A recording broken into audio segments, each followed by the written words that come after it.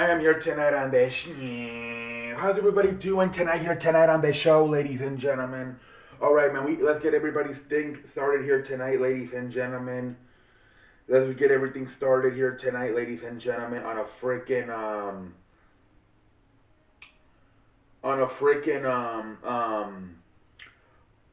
Tuesday, ladies and gentlemen. All right, let's go with the NFL.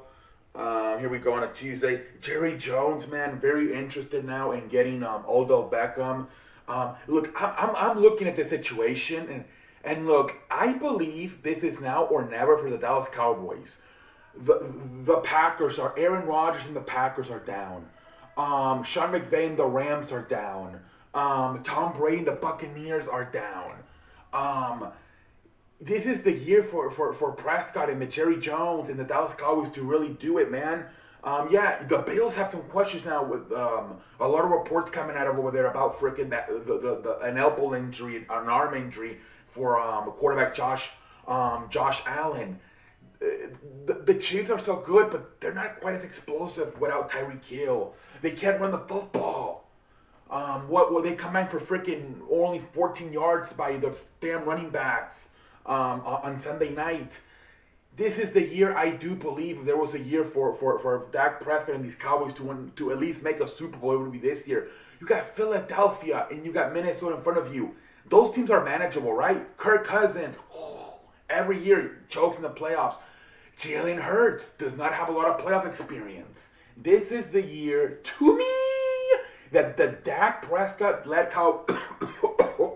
that the Dak Prescott led Cowboys can finally at least make a Super Bowl, where they probably have to run into the Chiefs or the Bills, with a lot of depending if Josh Allen is even healthy. But this is the year, and I think Jerry Jones is saying, "Yep, let's go get that final piece." We couldn't get it, with Dalvin.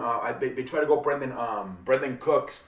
Let's maybe try to get it with Odell Beckham, because I do believe they're looking at it like all these other teams, these heavyweights are down this year. Rams, Packers, Rams, Buccaneers, Eagles, Minnesota. I think they feel more comfortable beating them in the playoffs. They have that defense, man. That defense is fantastic, man. So look, if I'm Drew Jones, I'm like, you know what? Let's go for it, man. So let's see what happens, man. Man, a lot of people still making kind of fun of the freaking Colts hiring Jim Irsay, Jeff Saturday as coach. Man, I don't know. My thing is, he's let me read some stuff here, and then I'll talk about what I'm thinking Jim Irsay is trying to do with Jeff Saturday. So this came out right here. NFL season midway point. Average final score margin of 9 points. This season is the lowest through 9 weeks. What the fuck? Are you kidding me? That's the average score, 9 points. There have been 72 games decided by 7 points or fewer, the most such as NFL. So that's the thing. We are seeing a lot of close games. A lot of close games are being played around the National Football League. You saw most of these games on Sunday were so close. Even Thursday Night Football was kind of close to like maybe the third, early fourth quarter.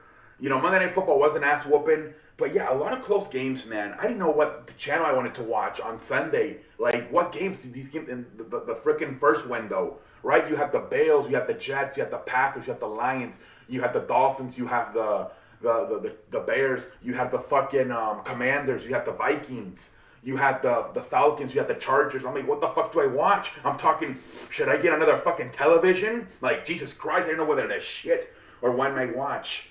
Let's see here. The Chiefs Chargers have been flexed for Sunday Night Football on November 20th. So I don't know what the hell the Sunday Night Football game was for November 20th, but it got switched. It will now be Chiefs and Chargers.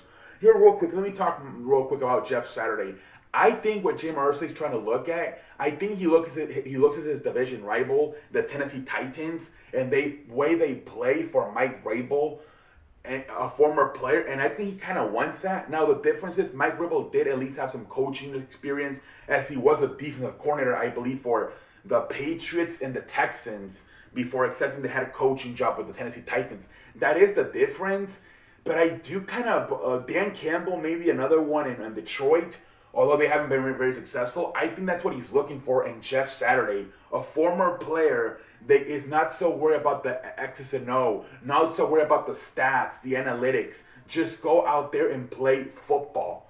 I think that's what Jim Irsay's looking for. He doesn't want a nerd like, well, according to the analytics, if you go for on 3rd and 5 from the 25-yard line, you have a better chance to get a first down. Shit like that. I think he's just looking for a football old school coach, and that's why I think he's trying to copy what the Tennessee Titans are doing with Mike Vrabel, and just hiring a former coach who's not too worried about the X's and O and the analytics, but so much as flat out playing football and 100% effort every fucking game. I think that's what he's looking for in Jeff Saturday. That's just me. Ladies and gentlemen, let's see here. More Jerry Jones back wide receiver group, but Odell Beckham, he said, it's someone we have all the appreciation in for the what he is as a competitor. And now the Cowboy star on the helmet, when he puts it on, could have looked pretty good. So yeah, Mike McCarthy did it yesterday, and now Jerry Jones doing it today. Both head coach McCarthy and owner Jerry Jones are really complimenting Odell Beckham. We'll see what happens, man. We'll see what the hell happens, man. I don't know about this. I'm not sure what's going on here with Brett Favre. Let's read it. 2 concussions. Drug companies backed by Brett Favre and smashed in a massive welfare fraud case overstated their NFL connection and the known effectiveness of their drugs during efforts to raise money. Okay, I don't know what the hell this is, ladies and gentlemen. This is more like real life news, I think. I don't know what the hell is going on. Remember that there was a situation a few months ago when Brett Favre wanted to build a new volleyball court for his daughter's college, and instead of building it himself, he asked the governor of Mississippi to give him $5 million to build it. And according to reports, the state of Mississippi is one of the poorest states in the country. So a lot of people were mad at him because he does have what do you call it? A net worth of $100 million. So people were like, how come you didn't use your fucking money? You're taking money away from the fucking people of Mississippi State. Anyways, let's go forward. With the Baltimore Ravens beating the New Orleans Saints, I beg your pardon, 27-13 win Monday night. The Ravens become the first team since 2011 Packers to hold a double-digit lead. Dude, this Baltimore team could they're 6-3. They could be at least 8-1 if that fucking defense don't give up those fucking leads.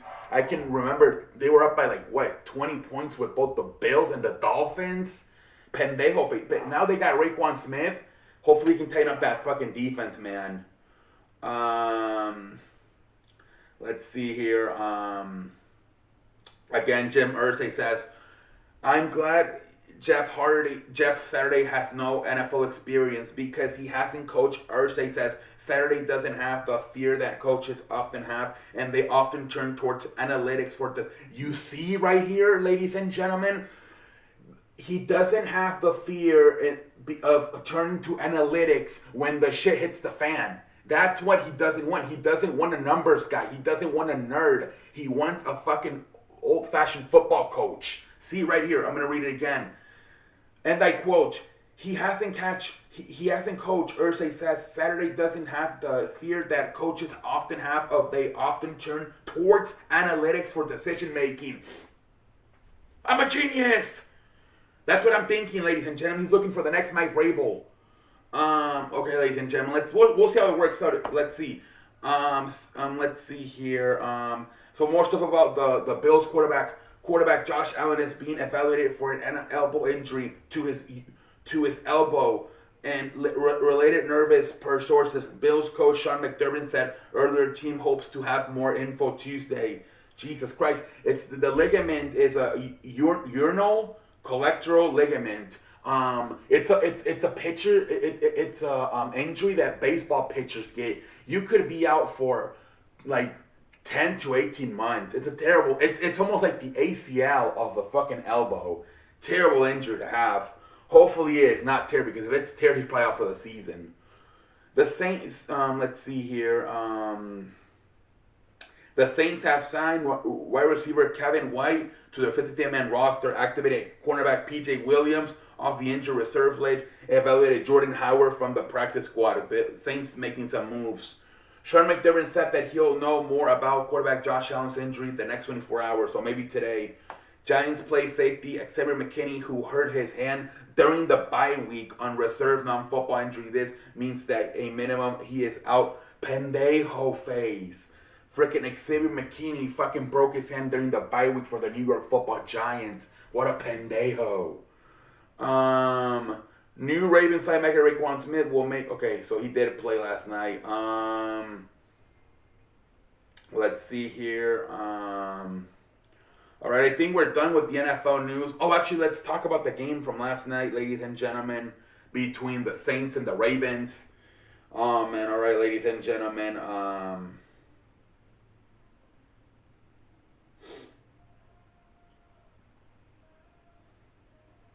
Let's talk about this puppy.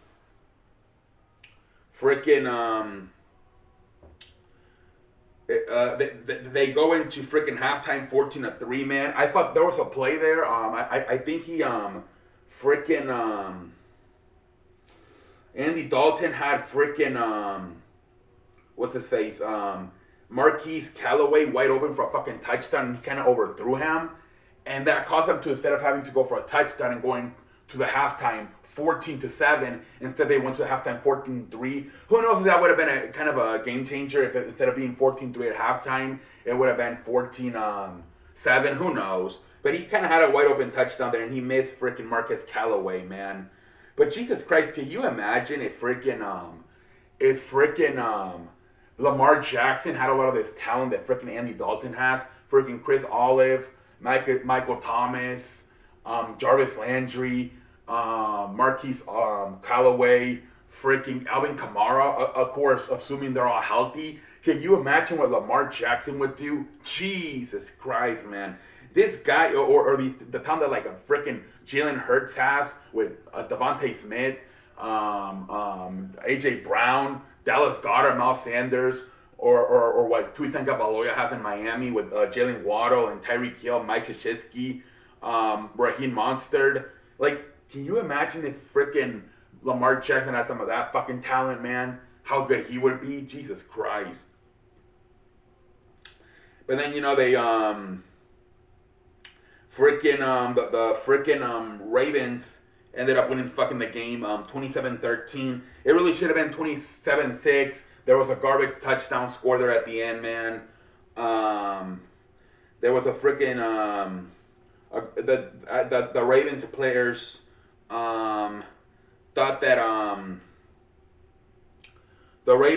thought that he stepped out of bounds. I believe it was Jawan Johnson. They thought he stepped out of bounds, but he didn't, so he just kept running. Nobody tackled him, and he scored a touchdown. It was a garbage touchdown. The final score should have been 27-6. But whatever. Let's look at the stats here tonight, ladies and gentlemen. Lamar Jackson, 12 of 22, 133 yards, 1 touchdown, 0 interceptions. Kenyon Drake, 93 rushing yards, 2 touchdowns. Lamar Jackson, 82 rushing yards. And after that, like I said, the receivers don't do shit, man. It's all about the running game with Lamar Jackson and the freaking running backs. Like, it's what I'm saying. Imagine if you freaking have the wide receivers Andy Dalton has, or Jalen Hurts or Tua Tagovailoa have. Jesus Christ, man. For the Saints, Andy Dalton, 19 for 29, 210 yards, 1 touchdown, 1 interception. The interception wasn't really his fault. It bounced off the receiver's hands, and it wasn't really his fault. Alvin Kamara, only 30 rushing yards by Alvin Kamara. What has happened to Alvin Kamara? Jesus Christ, pendejo face. Andy Dalton also did get sacked 4 times. Chris Olive led the way, 6 catches, 71 yards. But yeah, man, I don't know. The running game, man, only 48 yards as a team. Alvin Kamara only 30 yards. Jesus Christ, man. But anyways, Baltimore improves to 6-3. They win 27-13. All right, ladies and gentlemen, let's go to the National Basketball Association here tonight, ladies and gentlemen. Let's see if any news. The Suns forward Cam Johnson had surgery today that removed part of his meniscus, a procedure that should allow him to be back in 1 to 2 months. Okay, so he'll be back probably around, I'm going to say January, Cam Johnson. Hey, at least you didn't lose him for the season, man. At least they didn't freaking lose them for the season. All right, let's look at some other um,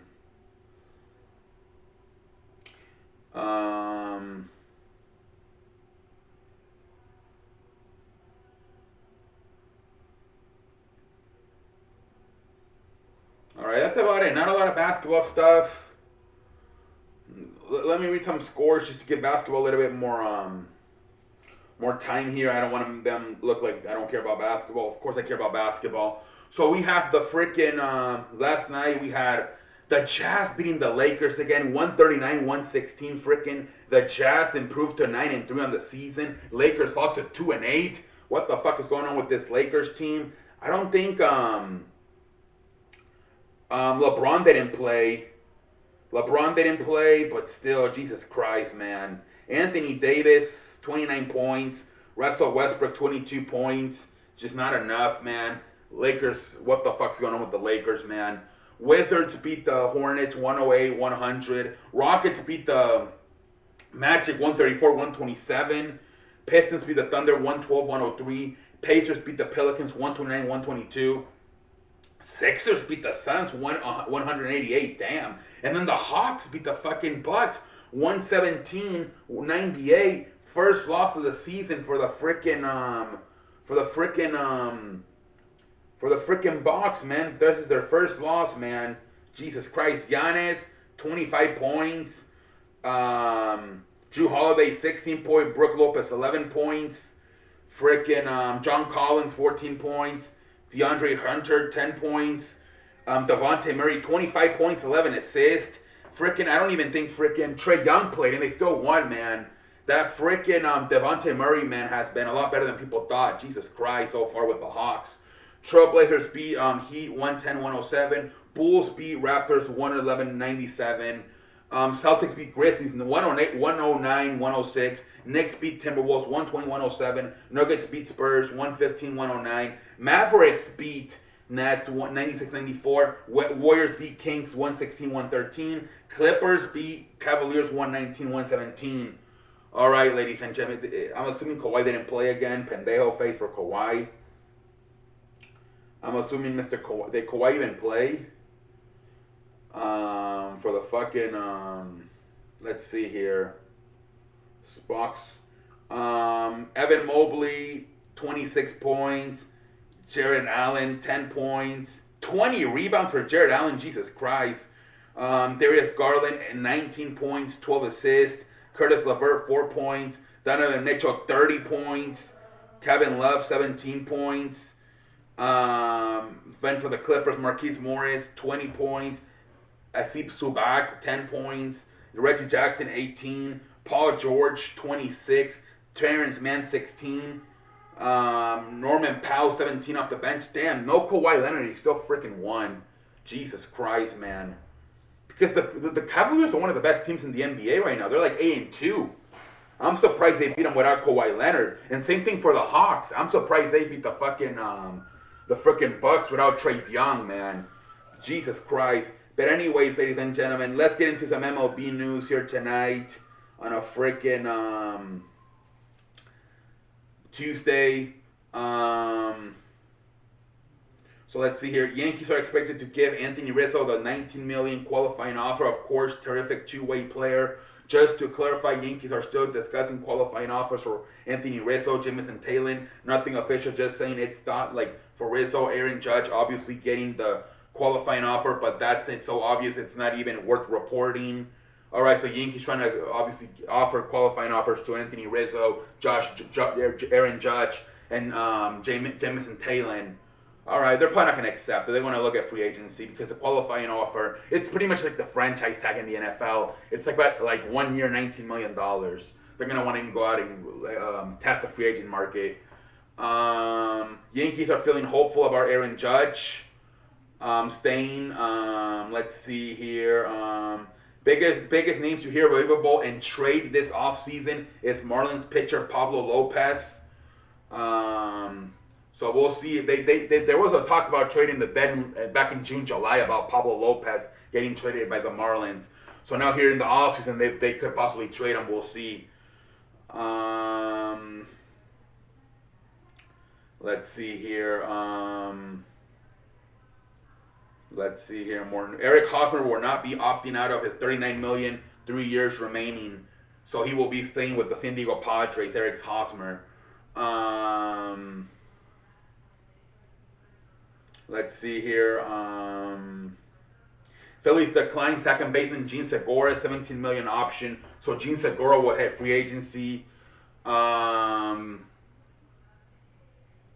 Adams turned down an offer to return as Oakland Athletics bench coach. The former Tigers and Angels manager at Dartmouth man will look at to get back into baseball. So he's trying to get back into coaching, but he probably doesn't want a shitty ass job. Rockies hire. I think we read that already. All right, that's it with baseball. Let's talk about wrestling now, ladies and gentlemen. Here tonight on a Tuesday. All right, ladies and gentlemen.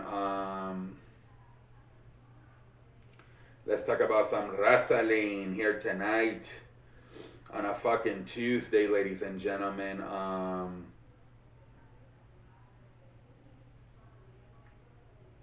right, man. Braun Strowman still fucking.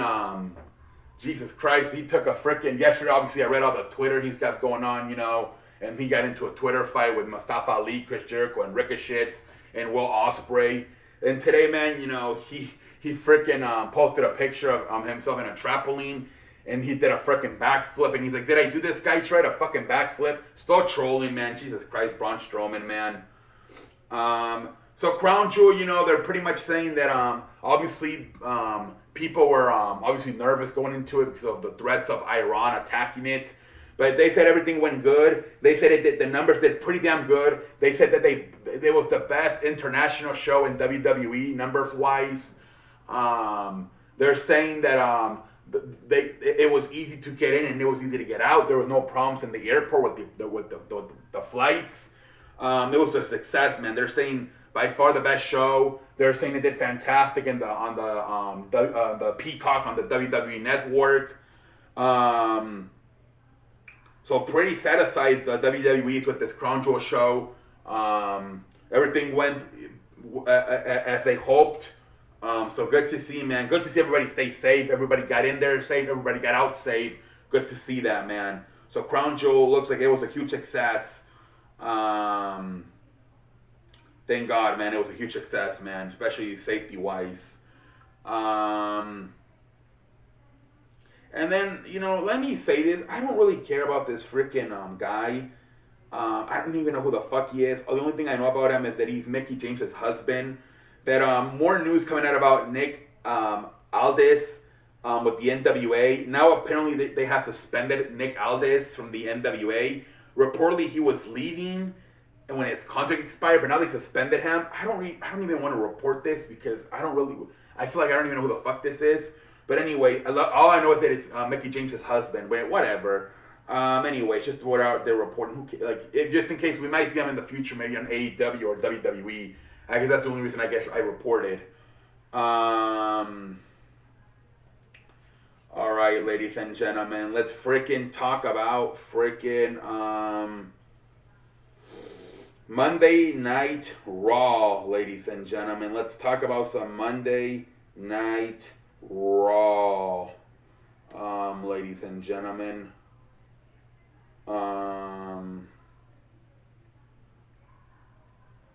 All right, here we go. Monday Night Raw. So Monday Night Raw, the first thing I will say, the crowd sucked ass. They were saying that it's because it's close to Philadelphia and the fans were pretty still mad about the Phillies losing the World Series. So that's why the fans were kind of mad. It was in Waycasboro, Pennsylvania, which is pretty close to Philadelphia. So they're saying the fans were pretty mad, but the fans sucked ass, no reactions. You know, maybe at the end there, they kind of got a little bit loud for Seth Rollins at the end, you know, when he announced it's been 10 years since he's been in the WWE. You know, they started chanting, thank you, Rollins, thank you, Rollins. And then they started singing his song. But he was probably the one that got the better reaction the entire night, Seth Rollins. Everybody else kind of, you know, they did some good segments, man, with freaking... The Usos started off coming out. And they're doing their promo about how they're gonna beat the New Day and become officially the longest reigning tag team champs in WWE history. Then the freaking New Day comes out, and they're like, "No, you guys ain't even the ones. We the ones. Why? Because you're chasing our record of being the longest tag team champions in WWE history. So you're chasing us. That makes us the one unless until you break the record." And then they start talking about pressure. It's like, do you know what pressure we going through, man? We got to live up to our family's name, our uncle's name, our dad's name, our cousins. He's like, every fucking week, man, we got to deliver for our family, man. And then Xavier Woods, man, says like, you talk about pressure, man. You know what it is sitting in fucking catering every day, hoping you don't get fired, having to go outside and freaking outside the company and freaking make a YouTube channel just to fucking get noticed by the company. That was supposed to be a huge crowd reaction, like, oh, like, and the crowd was silenced most of the night, man. And then I mean, I guess it's because they wanted to do a 6-man tag team match. Freaking Riddle came out. It didn't make any sense why the fuck Riddle came out. The only reason they did it was because, now what I would have done is I would have had them going at it. And then if I would have been the Usos, I'm like, you know what? Fuck this. Let's have a 6-man tag team match. There's 3 of us. There's 2 of you. Find a third person and let's have a match. And then Riddle's music hits. But there was no reason for Riddle to come in and interrupt this freaking back and forth between the Usos and the New Day. He should have come out at the end. Once, like I said, the Usos challenged them to a 6-man tag team match. And he'd come out, oh, I'll be your guys' partner. That's how you do that. I didn't like how they freaking interfere. I know why they did it, but there was another way to do it by having the Usos challenge them, and then Riddle came up to the third partner. Anyways, whatever. Hell of a promo by the Usos and the New Day. Let's see here. They had a 6-man tag team match. Very good match start of the damn show.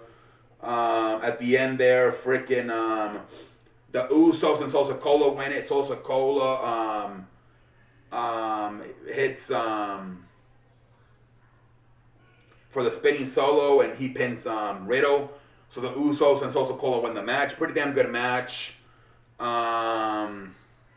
Then JBL's in the ring. He does his freaking thing, his little promo with Baron Corbin. And then Baron Corbin has a match with Cedric Alexander. Jesus Christ, what the fuck? Obviously, Baron Corbin wins the match, whatever.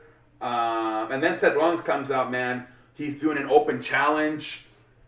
And then I'm like, freaking, the Judgment Day comes out. I'm like, oh my God, what a match we're about to have. Freaking Finn Balor versus Seth Rollins. I'm like, what the fuck? What kind of match is this, man? And then I'm so excited for this. And then freaking the original club comes out. And they just staring at the ring at the Judgment Day. And then Seth Rollins just gets out of the ring. He just gets out of the ring. Nobody cares. And then freaking Nia James, he's like, they're like, this isn't over, man. We still got unfinished business with you guys. And then this is where Rhea Ripley stayed freaking outside the ring. I'm like, what the fuck's going on? Why is she outside the ring? And it's because Nia James, man, attacked freaking Ripley.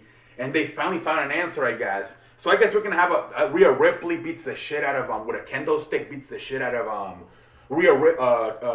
Nia James beats the shit out of Rhea Ripley with a kendo stick. The OC beats the shit out of, the Judgment Day. And then I think what they're going with, they're going to probably have a match at Survivor Series, maybe 4-on-4. So we'll see, man. But it looks like they finally got their freaking woman to fight Rhea Ripley and Nia James. So we'll see how it goes, man. But yeah, good segment. Even though I was hoping for that U.S. Open challenge between Seth Rollins and Finn Balor, but whatever. That would have been a great match. All right, next we freaking had let's see here. We had freaking Chad Gable versus Elias. Well, nobody cares.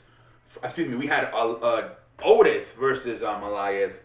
Freaking Otis wins. Whatever. Let's see here. And then Judgment Day does an interview backstage saying this isn't over. You think you found an answer with Nia James. You haven't done shit. And then another interesting thing that happens here is as the interview's over, the Judgment Day's walking away. Freaking Bianca Belair comes in, and Bianca Belair and Rhea Ripley had a stare down for like a few seconds. perhaps teasing a feud between Rhea Ripley and Bianca Belair. We'll see, man. Let's see here. Freaking Damage Control's out in the ring, man. Who came out first? Let me remember. So Bianca Belair comes out first with Alexa Bliss and Asuka, and then Damage Control comes out. We had a funny segment here. The freaking Io and freaking Asuka start freaking cursing each other in Japanese. We don't know what the hell they're saying, and then at the end, freaking Io just says "bitch," and they just start brawling, man. Jesus Christ, man! They just freaking start brawling, man, and then freaking Nikki Cross comes in. So I guess Nikki Cross is gonna be with I guess she's officially a heel, and she's part of Damage Control, and they pretty much just beat the shit out of them, 4-on-3. And after the match, they say, yeah, we accept your challenge for War Games at Survivor Series. And then later on the night, man, they helped Nikki Cross win the fucking or they didn't even help her. She did it by himself, I guess. She beat Dana Brooks and won the freaking 24/7 championship. And then after that, they're backstage, and she just freaking threw it in the garbage can. So is that over for the 24/7 championship? She literally just threw it in the garbage can.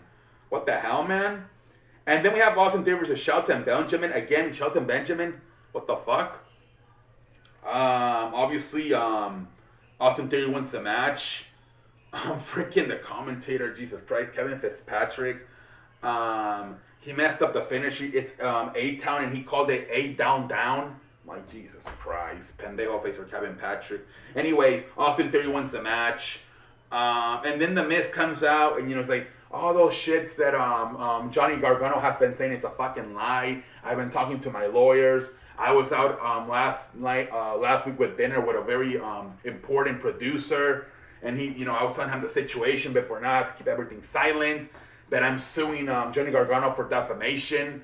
And then pretty much Johnny Gargano comes in and is like, no, dude, that freaking supposed big producer you were talking to was a freaking FBI agent. It was a fucking spy and investigator. And she had everything on camera. And then he puts everything on the Titantron where freaking The Miz pretty much confesses that, yeah, he did pay off Dexter Lumis to attack him. Because he wanted to get some attention, like, oh, I have a celebrity stalker, that's how big of a celebrity I am. And but then he stopped paying him along the way. Things got out of control because the police started getting involved. The company, like the WWE officials, started getting involved. But he stopped paying Dexter Lumis, so Dexter Lumis started continuing to beat him up. So he pretty much confesses. So at least now we know why Dexter Lumis has been attacking The Miz. They finally explained that. So then, freaking what a match, man. They end up having a match, The Miz and Johnny Gargano, which was probably the best match of the night. What a fucking match between these two, man. Best match of the night by far, man. At the end there, freaking Miz acts like Dexter Lumis is under the ring, and he's pulling him out the ring, under the ring, and then he comes back in, he tells the referee, look, Dexter Lumis is under the ring, and he has a little hammer, and he freaking hits Johnny Gargano in the face with the hammer, and then that's how he won the match. But it was a hell of a match, man. By far the best match of the night, Johnny Gargano versus The Miz. And then after the match, he's celebrating. Freaking Dexter Lumis comes out, and he hits him with a steel chair in the back. And then Dexter Lumis just runs away from the security. But good stuff. At least now they told us why Dexter Lumis has been attacking The Miz. So at least finally the fucking storyline advanced, man. Jesus Christ, man. Jesus Christ, man. Alright, and then we have Seth Rollins come out once again to try the freaking U.S. Open Challenge.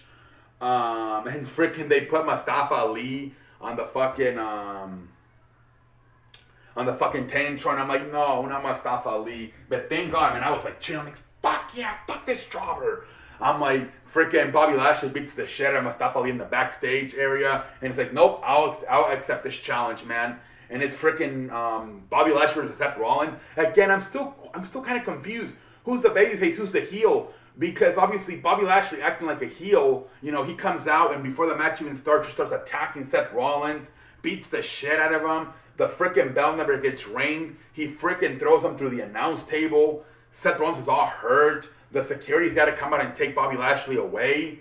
But I'm still confused because Corey Graves, who's the heel commentator, is still kind of like worried about Seth Rollins. So I'm like, what's going on here? Bobby's the heel, is Rollins the babyface, but why is the heel commentator still cheering for Seth Rollins? Like, what the fuck's going on here? I'm scratching my ass, I don't even have any androids. So he gets taken away by the security, and then freaking Austin Theory comes out, Jesus Christ, and he cashed in his Money in the Bank briefcase on the fucking United States Championship, Seth Rollins. What the fuck? There were some teases a few weeks ago that he was going to cash it in on the NXT Championship. That would have made a little bit more sense. On the freaking mid-carder, man. Jesus Christ, he catches in on freaking Seth Rollins, man. We think he's going to beat him right away. Right? Again, Corey Graves is like, no. And he's worried about Seth Rollins losing. They end up having a nice little match, man. Jesus Christ. But then fucking, they start going back and forth. I think at one point fucking Austin Theory hit the pedigree on Seth Rollins. I wonder how Triple H felt about that. But they start having a nice little match. All of a sudden, Rollins starts fighting back. And then freaking again comes out Bobby Lashley. Now he beats the shit out of him. He does the same thing he did to Rollins. He beats the shit out of fucking Austin Theory. And then the referees, I'm assuming he's just going to lose by count out. And then once the referee's at 9, he pops back in the ring just to get freaking curb stomped by Seth Rollins, and Seth Rollins wins the match. He's still United States champion, but now freaking Austin Theory lost the Money in the Bank briefcase by freaking cashing in on the United States Championship. Jesus Christ, man, what the fuck, man? Oh wow. This is Triple H. The final prince of Vince McMahon were kind of taken out tonight. The 24/7 championship and the Austin Theory push. Those were the final two fingerprints that McMahon left in the company. And Triple H said, nope, fuck the 24/7 championship. Had Nikki Cross thrown in the garbage can. And then they have Seth, Austin Theory failed to catch in his Money in the Bank briefcase on the fucking U.S. Championship. Jesus Christ, man. What the hell, man? What the hell, man? A lot of people are confused, saying this shit didn't make sense. Yeah, it didn't in a way didn't make sense, but this was more about Triple H kind of doing the same, getting some payback on Vince McMahon for all the NXT guys Vince McMahon ruined, that Triple H built up just to get ruined by Vince McMahon. It was almost okay, I'm gonna ruin your guy and Austin Theory. I feel like this was a little bit more of a personal jab at Triple H by Vince McMahon, saying, you see how it feels to get your freaking wrestlers destroyed? You freaking build them up as stars, and then just to have them come up to the main roster and get Karrion Kross, Keith Lee, all these guys, So I feel like this is almost a nothing personal, Austin Theory, nothing personal with you. This is more about me and Vince McMahon. And he just freaking buried him. It's going to be interesting to see what happens now. Does he say, because the kid actually has personality, man. It's not like he's just a fucking out there a mid-carder / jobber. The kid actually has potential. Austin Theory. So does Triple H now say, let's start from a clean slate? And now let me build you up the right way. I don't know. It's interesting to see what happens, because Austin Theory might fucking say, "Fuck you guys! I want my release. I want out of here." So it's gonna be interesting to see how Triple H now starts using him. Now that he took the Money in the Bank briefcase out of him, kind of made him look like a pendejo, failing to cash in on the fucking mid-card championship. So I'm pretty interested to see how Seth Rollins gets booked. Now it's almost like a fresh, clean slate. More like in the Triple H. Now Triple H is going to try to build them back up, maybe, if he wants to, right? But yeah, this was a good show. Obviously, kind of hard to get this show, to be good for 3 straight hours. But it was a lot of good stuff. Johnny Gargano, the freaking Miz, we finally get the full explanation, the confirmation of why he was attacking Dexter Lumis. or Dexter Lumis was attacking him. Great match between Johnny Gargano and The Miz. The freaking Nia Yane it comes back to join the original club. Freaking Nikki Cross freaking wins the 24/7 champion, throws it in the garbage can. It was a good show, man. So I'll give it like a B, maybe like a B minus, B plus, somewhere around there. It was a really good show, man. The end there, even though a lot of people said it didn't make sense, it was dramatic. It was cool finish. So good show, man. But ladies and gentlemen, until next time, I'm like a light.